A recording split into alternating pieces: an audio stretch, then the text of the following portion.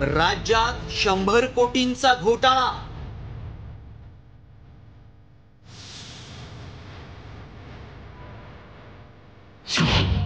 Health एटीएमची विना tender खरेदी।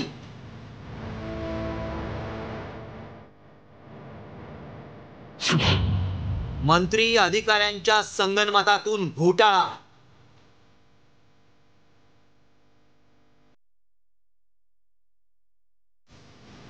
राज्याच्या आरोग्य खात्यातील घोटाळ्यांची मालिका काही थांबण्याचं नाव घेत नाहीये। त्यातच आता एका कंपनीकडून विना टेंडर कोट्यवधी रुपयांचे हेल्थ एटीएम खरेदी प्रकरण साम टीव्हीनं उजेडात आणलंय।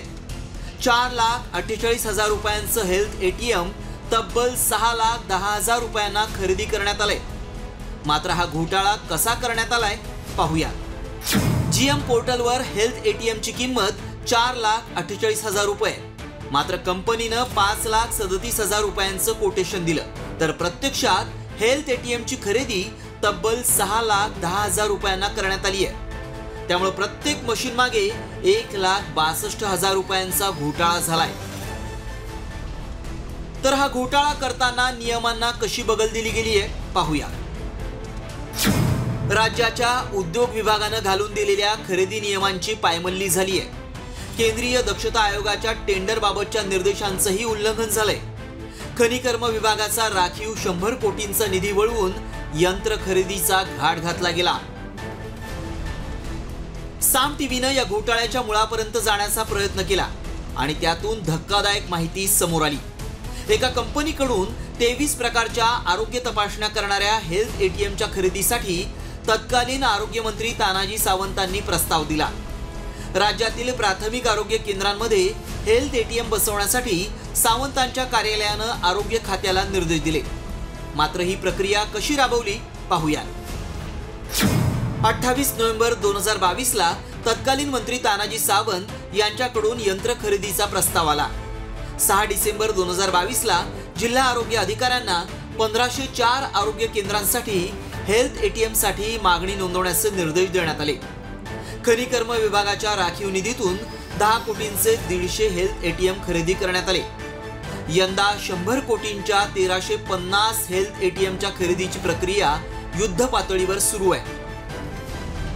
हेल्थ एटीएम बाबत सरकारनं किंवा आरोग्य संचालनालयानं कुठलीही तांत्रिक मान्यता आणि उपयोगिता प्रमाणपत्र दिलेलं नसतानाही आरोग्य खात्यानं हेल्थ एटीएम खरेदीचा घाट घातलाय। त्यासाठी आरोग्य खातं 100 कोटींचा चुराडा करण्याच्या तयारीत आहे। साम टीव्हीनं आरोग्य खात्यातील हेल्थ एटीएमचा खरेदी घोटाळा समोर आणल्यानंतर आरोग्य खात्यातील अधिकाऱ्यांचे धाबे दणाणलेत, तर आरोग्य मंत्र्यांनी असा प्रकार घडला असल्यास कारवाईचा इशारा दिलाय। कारण पहिला मुद्दा असा आहे की शासनाला नियमानं चालतं आणि आम्ही योग्य पद्धतीचं काम करणं अपेक्षित आहे, ना की असं विना टेंडर काढावं, चुकीचं करावं। मी पण मगाशी काय बघितलं की काय कुठल्या पेपरला असं दिसतं टीव्हीवरती सुद्धा, असं कुठलीही गोष्ट असेल तर ती कोणत्याही परिस्थितीत खपवून घेणार नाही। कारण अशा पद्धतीची चुकीचं काम करण्यासाठी आमची जबाबदारी नाही। आम्ही लोकांना योग्य सेवा देणं, आरोग्याची सेवा आहे ती खूप चांगल्या पद्धतीने करणं, यासाठी जबाबदारी आमच्यावरती आहेत किंवा डिपार्टमेंटच्या सर्व यंत्रणेवरती आहेत। अशी कुठलेही प्रकार खपवून घेतले जाणार नाही। आरोग्य विभागच नाही तर खनिकर्म विभागानंही कुठलीही शहानिशा न करता देयक अदा करण्यास मंजुरी दिली आहे। नंदुरबार, हिंगोली, भंडारा, गोंदिया, नांदेड आणि सांगली या जिल्ह्यांचे आरोग्य अधिकारी, खनिकर्म अधिकारी आणि कंपनीचे जबाबदार अधिकारी या अधिकाऱ्यांची चौकशी केली जाणार का? आणि 100 कोटीच्या विना टेंडर हेल्थ एटीएम खरेदी प्रकरणात या अधिकाऱ्यांवरती कारवाई केली जाणार का? याकडे महाराष्ट्राचं लक्ष लागलंय। अक्षय बडवे आणि मारुती कंदिलेसह भरत मोहोळकर, साम टीव्ही न्यूज, मुंबई। आता isakal.com आहे देशातील नंबर 1 ची मराठी न्यूज वेबसाईट। प्रत्येक अपडेटसाठी isakal.com ला नक्की भेट द्या।